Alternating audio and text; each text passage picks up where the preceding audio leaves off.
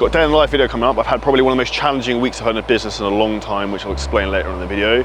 On a positive, I've made about $200,000 in crypto this week, which I'll also explain how I've done that and what's going on. We're first going to go and train now and then get some Botox afterwards, and then we'll dig into it there. So we're going to train, hit some back, and then take it from there. Yeah, you're good? What time do you go for a walk in the morning? 6:30 normally. Yeah, that's what I saw you on the way back. I heard you were filming already. Yeah, up early. It's the best time to film early at JBR, it's good. Yeah, there's not many people there. This is a really unpopular decision, but I actually prefer smaller American gyms than Venus now. I don't know why, I come back and it feels much more like a circus than when you're used to more normal places. Columbus Powerhouse is decent, but it's too busy whenever I've been there. Yeah, it's cool. It's got that old school vibes, but it's a bit limited. It's a bit what? It's a bit limited. Best gym there with American Barbell is sick. That's like a bodybuilding enthusiast gym. You know, if you opened up a gym and you made like a warehouse and you made like your own vibe and you hand picture machines, that's what American Barbell is. Get that pre-workout into you. It's not pre-workout. Yeah. I try and avoid that. I find it fucks me up a bit. It fucks with me. I only have coffee anymore. Yeah, it's pre-workout doesn't help, I think. It's like the analogy of like robbing Peter to pay Paul. Yeah, you feel good for an hour and then the rest of that feel a bit shitty. Oh, I crash then. Sleep, everything. But I also noticed they're pretty fucked up for your stomach as well, right? So. Yeah, I used to run. You good, man? Back again? Yeah. Every time he records, we do back. Because we always train back and we always record on Friday. I actually thought about even fucking trying to train legs to another day, so then it's not so fucking stressful the rest of my work day. Shall we? I thought about, no, not today. I am fucking mentally prepared. Do arms today. Yeah. Yeah, I'd rather do that. And then do shoulders tomorrow. Girls don't ask how big your lats, ask how big your arms are. I also think there's a fine line where women actually like fucking super jacked dudes sometimes as well. Do you know what I mean? Yeah, but the first thing they're gonna look at their arms. Yeah. So come closer. Closer. Pull them back. Walk your elbow in. Now I'm just gonna go straight on. There. Yeah. Nice. Change. Grab the bar. Lock your elbow. As you're getting to the top, pull elbows slightly back. Actually, by doing that, you're going to keep them in the spot. So I used to deadlift a lot, so I don't really try to train my lower back anymore, but I don't think I need to necessarily. Yeah. Like directly. Whole body weight is leaning on the bar at the bottom and squeeze.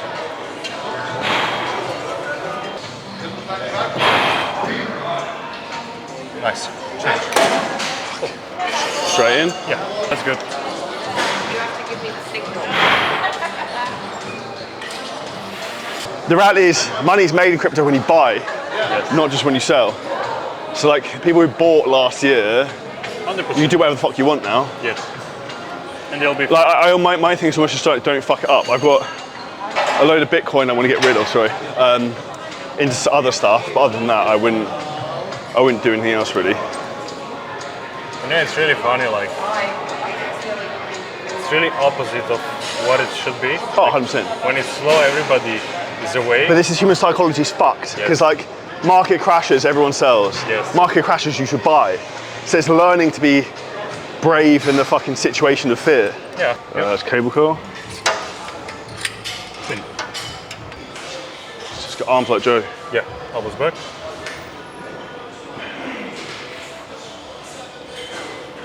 So, as you're reaching top, you're pushing them more back. Try not to let my elbows flare out, right? Yes. One more. Change.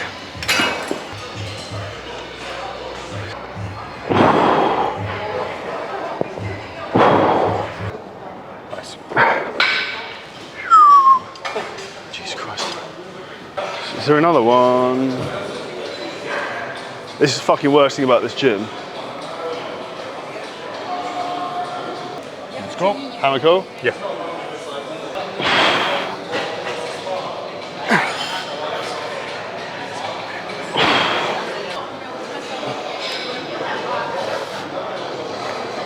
Tuck elbows in. Go. Nice. Same as last exercise. Press it more. There? Yeah, perfect. That's it. One more to go. Pushing my elbows back that way is more long head, the right? difference? Yeah, I got no power. I let you go forward this much.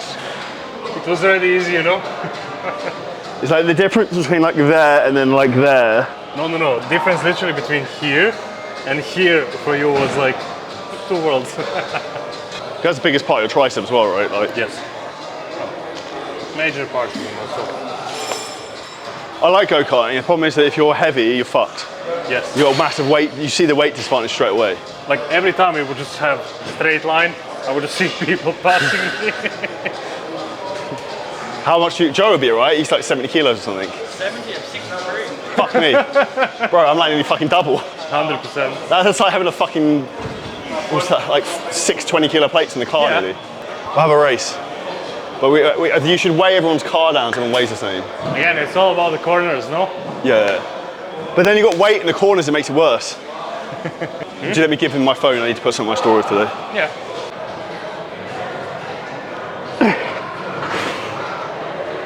That's it. Sweet.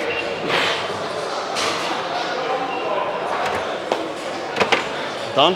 Done. Thank you. So if anyone can guess where I'm going now, it's going to be a surprise. So we're going to the other side of Dubai to go and get needles stuck in myself, in my face. So we're getting, not where I normally put them. Not that I put needles in myself, maybe I do.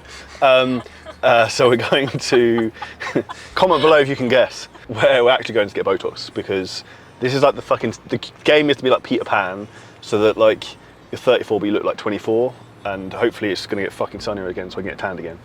Although it fucks up your Botox, so it's like the tan and Botox thing combat. That's pretty sick with Porsche going. So that's where we're going now.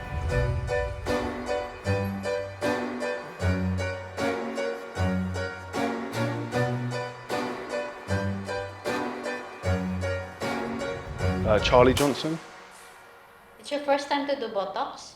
I wish, no. You haven't done before? Yeah, no, I have, yeah. Yeah, same day as me. Okay. Ah, okay.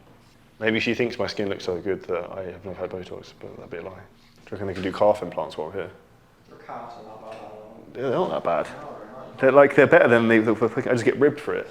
Frank's ruined my fucking life. He sent me a video of a calf machine the other day saying, "This misses you." I was like, fucking degenerate.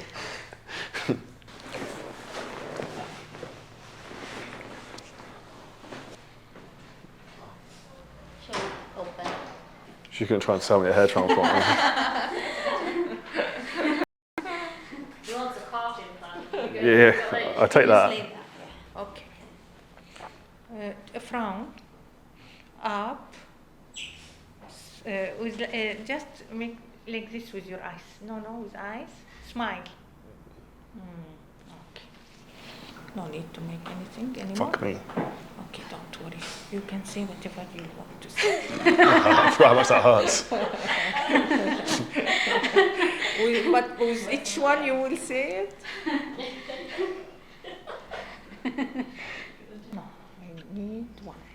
One slash. Pain is temporary, glory lasts forever. 4 6 months in the office. Probably more like 3. The thing is, it just stops you getting wrinkles as much, and then they don't. Once you got them, you're fucked, really. Thank you. People content. Dress up as a bunny for Easter. It might work. It'll be good for Facebook ads. All good? Yeah. Thank you. Cool, we are back. So my face looks, I look 10 years younger, I look as young as Joe behind the camera. So what we've done now is I actually took a load of photos for, actually for YouTube, for thumbnails, and then we also got a coffee and I had a call with a guy who is basically has the ability to lend on crypto portfolios, which is wild. And we'll come on to crypto shortly in terms of what's going on with that, because it's very exciting. One of the things I alluded to earlier at the start of this video, which is a bit of a hook, was this week has been an absolute fucking shit show in terms of business problems. A lot of things have gone wrong, and an important thing for people to do when things go wrong is also reflect on what's gone right. So this week I've had 2 Instagram accounts disabled. We've been blocked from messaging my main Instagram account all week. We've had some team challenges. We've had like numerous other bullshit problems going on. And the reality is this is just business. This happens to everyone. And in business, you go from either having a crisis to a problem at any fucking given time. And I'd say when things tend to go wrong, there tends to be multiple things in one sequence. And the reality is you just need to be at the point where you can just keep handling it, and your success in life will depend on your ability to tolerate stress. So I came back from Florida Monday night at home at like 1 a.m. Tuesday I had 8 hours of Zoom calls. Wednesday I had 8 hours of fucking Zoom calls. Sorry, yeah, 2 days back to back. Loads of shit with things going wrong, which are out of our control, yet you just have to deal with them. So if anyone's in a position you're finding business is difficult and it's hard, good, because that's a reality of what actually happens. And anyone who tells you anything other than that is a lie. So that's a reality. It's challenging for me. There's times I'm like, fuck, this is like a lot. But you just have to get used to it. And the more money you make and the bigger the businesses you get, the more problems you have. And the way I would explain it is like, I live in a really nice place. I have really nice things. It's like I live in a really nice house, but someone's fucking knocking on the door every 2 minutes because someone wants something or something's going wrong. I'm trying to fix someone's problem, if not our own problems.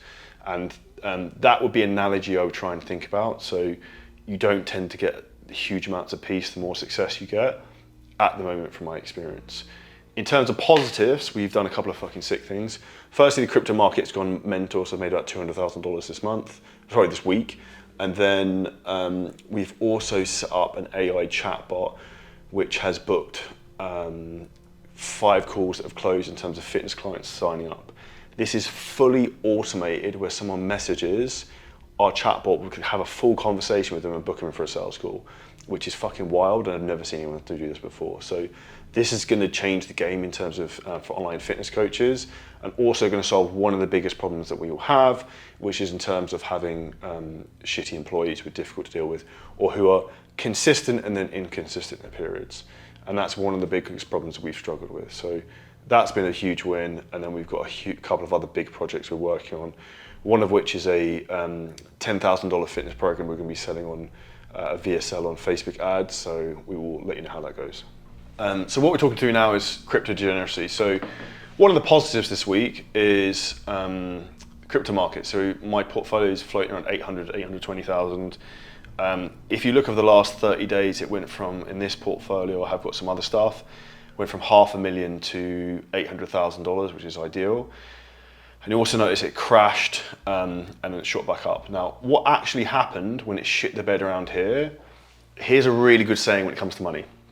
And it's a framework I think of. Do the opposite of what everyone else fucking does. So everyone shits their pants when the price drops. That's the best time to buy. You want to do the opposite of everyone else. So you want to be greedy when others are fearful, and fearful when others are greedy.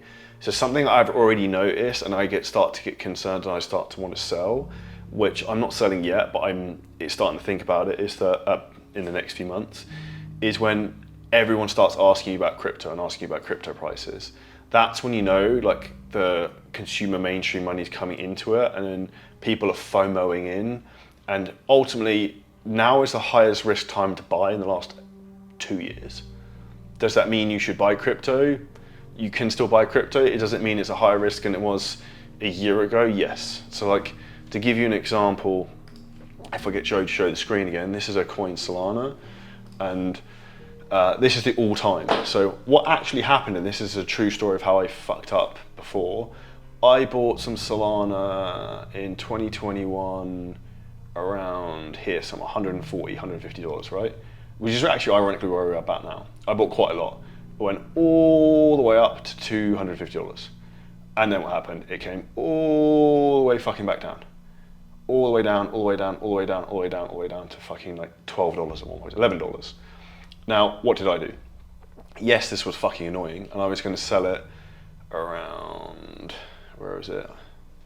12th of December. Here you go, start of December, it was up.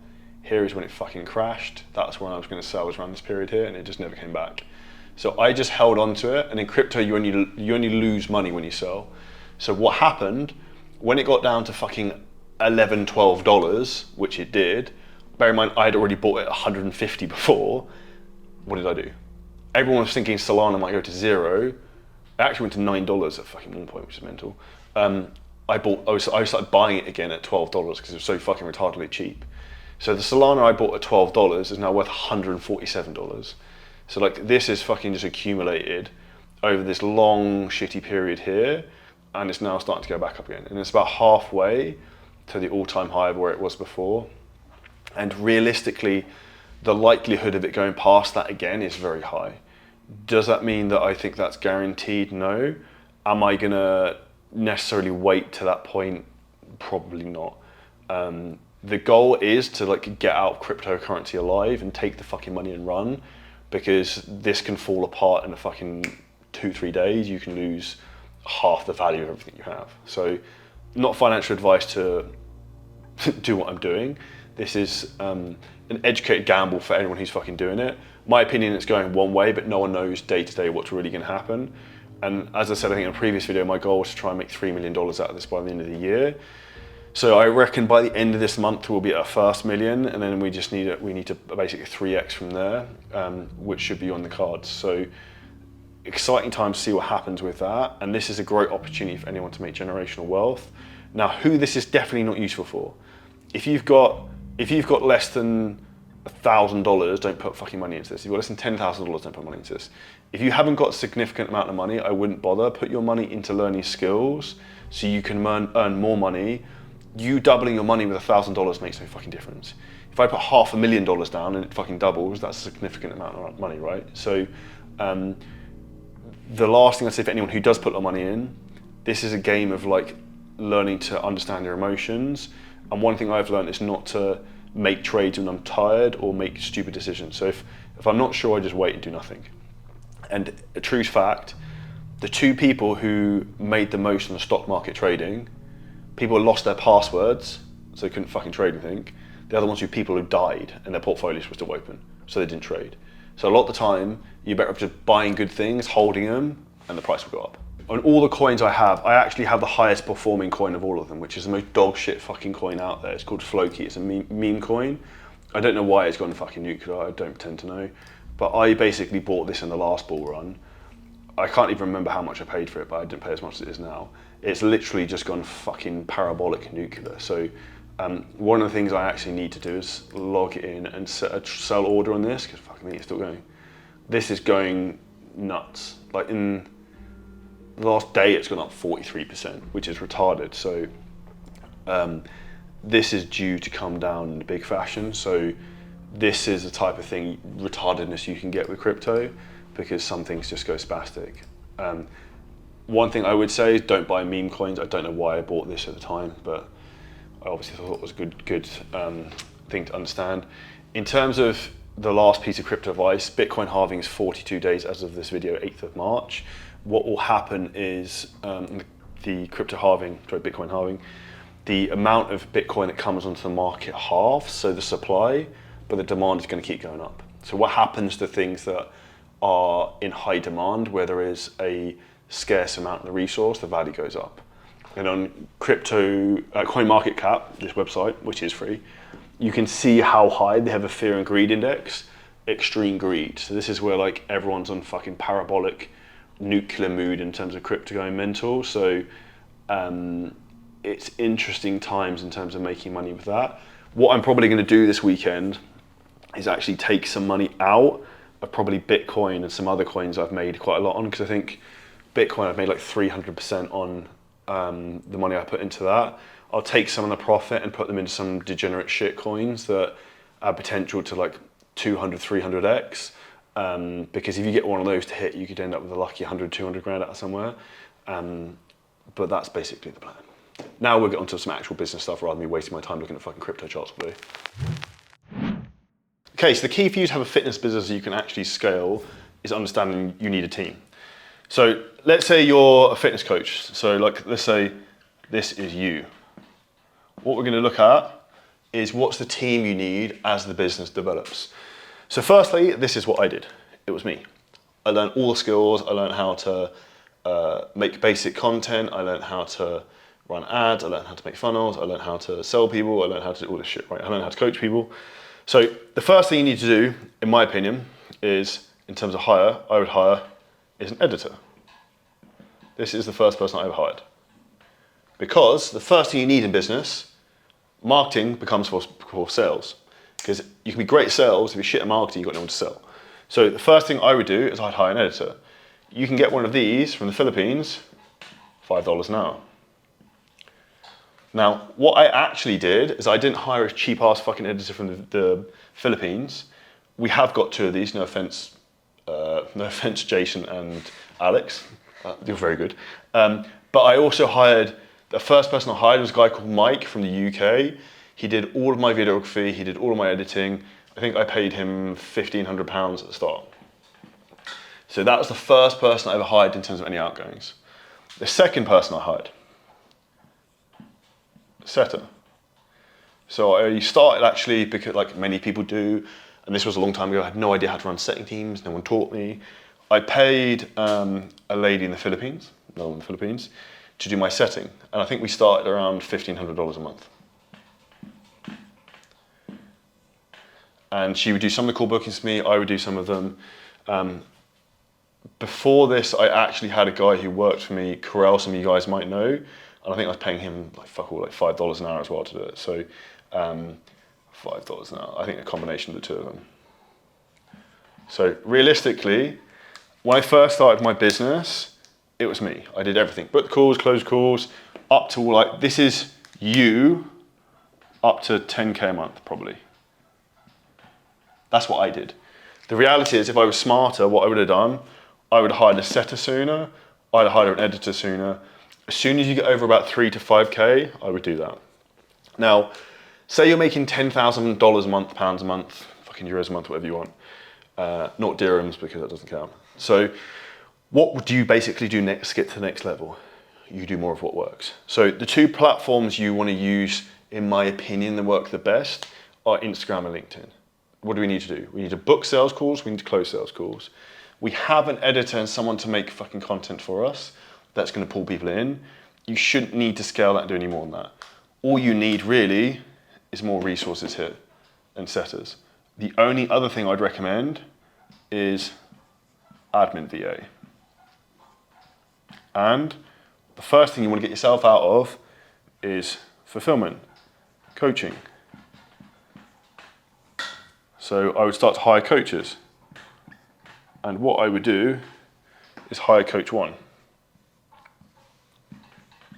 When I have coach one, what I would do is I would pay them per client per month. So we pay coaches £40 per month per client, plus bonuses.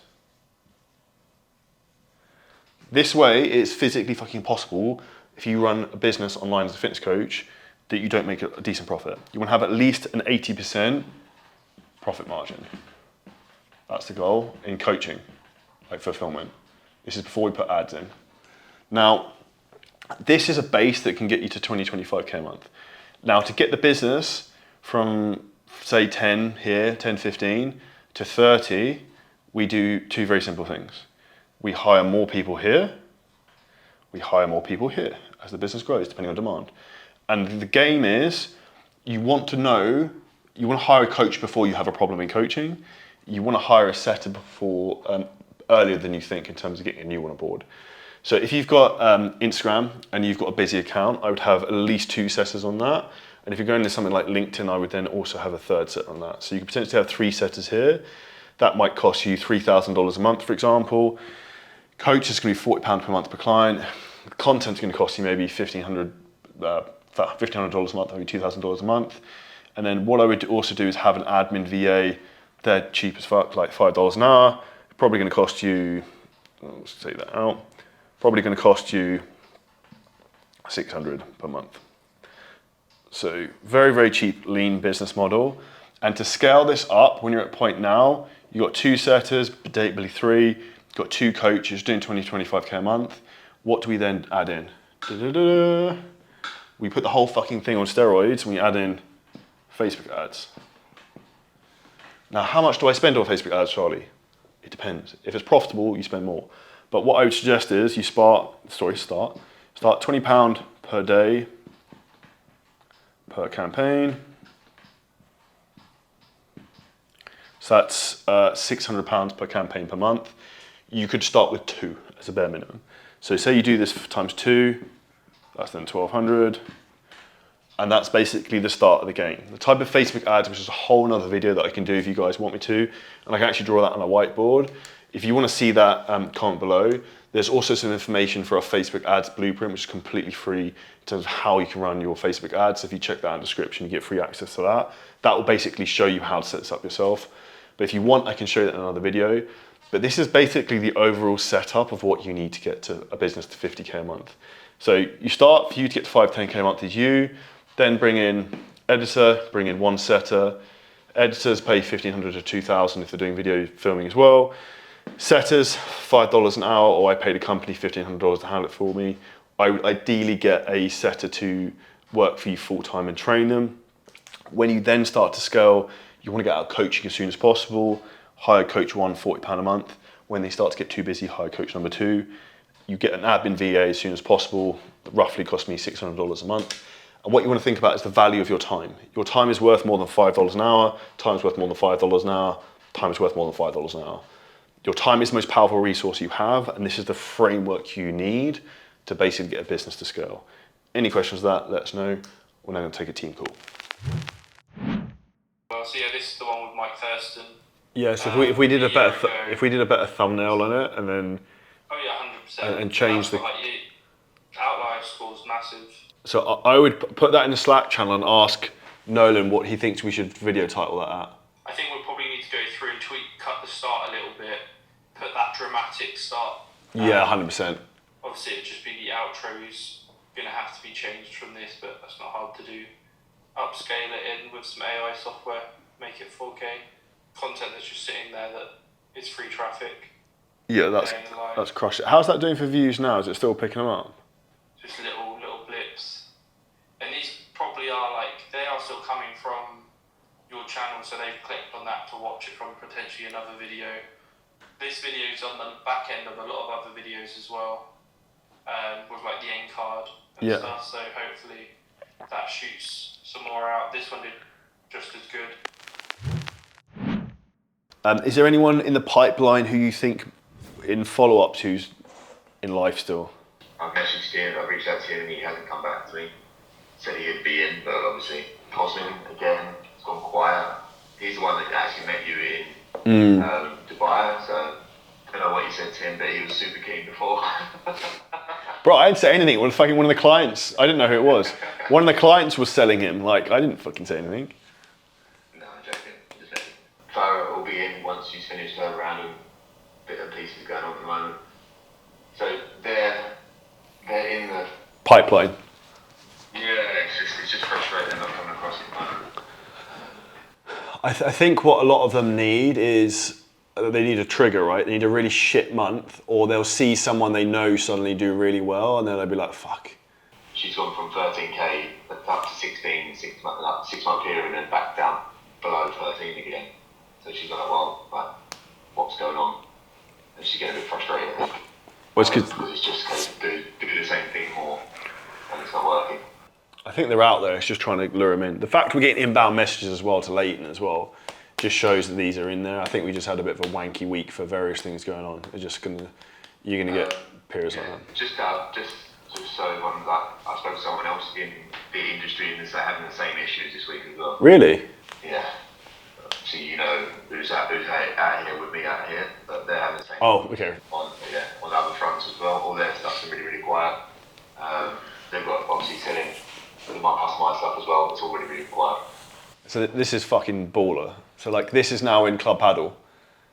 So like right in the fucking middle of the gym where all the fitness influencers and people take photos. So and it's got keyword paddle, our fucking Instagram. You can make whatever outlandish claims you want, 3 extra fitness business in 90 days. You can't sell that on a Facebook ad. So I thought that's quite funny because loads of people who do business events and shit in Marbella, they'll all go to paddle gym, and then there's my fucking ugly mug on the side of the thing, trying to poach them all. Guys, if you can just try and fill the bag for anything for next week, and I'm chasing Alma to try and sort that call booking issue. And well done on that call that got booked in late, and that looks like a decent one at least. Cheers, bye. This is Monday. This is the day I came back with jet lag from fucking 12 till fucking 9 PM, and then The same thing this day. It was like 1 till 9 p.m. Just constantly cough. Yeah, it's like retarded. And even yesterday was a fucking 3 p.m. until 7. Hey, how's it going? Yo, good. Yourself? Good, thanks. Yeah, not too bad. Have you been away traveling? Yeah, I had to go to Egypt for a week to renew my passport. So, yeah. Yeah, I'm having the fun and games of renewing my visa here at the moment as well, so I understand what that feels like, to be fair. Yeah. How are you getting on? So I know one of the things you mentioned was being overwhelmed slightly. Yeah.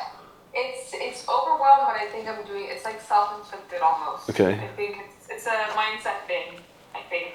I don't know, I think February was like just slow.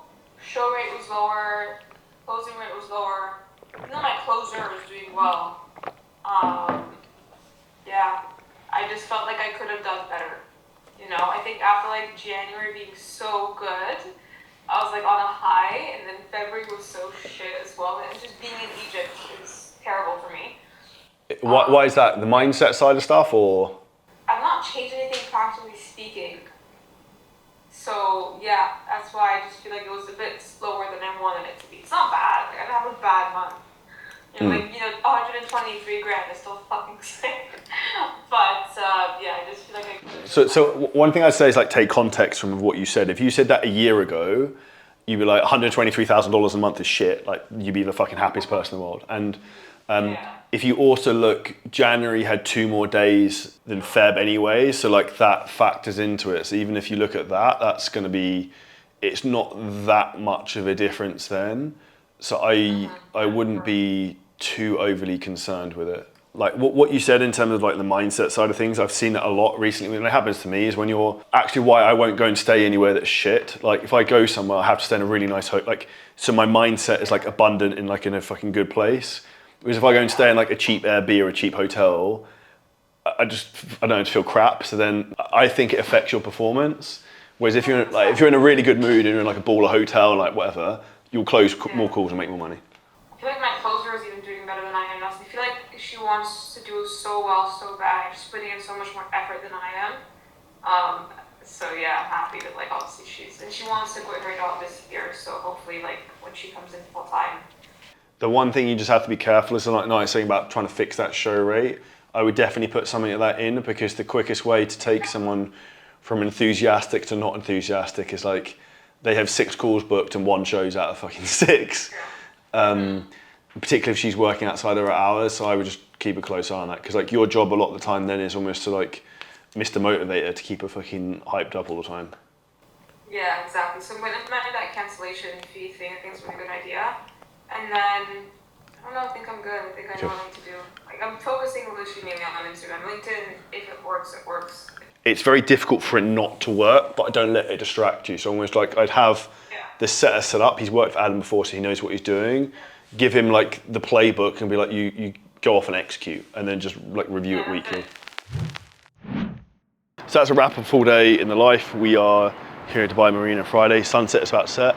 Apparently there's about to be a shitload of rain tonight, so for anyone who actually lives in Dubai, you will have got like the fucking alarm thing that came through at 6 a.m. the other week. If it rains in Dubai, it's like it snows in the UK, but worse. Like the world comes to an end. It's like Noah needs to get his ark out because they don't actually put drains out. So we'll see if that happens tomorrow. If you guys enjoyed the video, drop a comment below with what the biggest thing you took away was. Make sure you subscribe, hit the like button, and anything else you want to see in future videos, just let me know below and we'll get that filmed. And we'll see you in the next video very soon.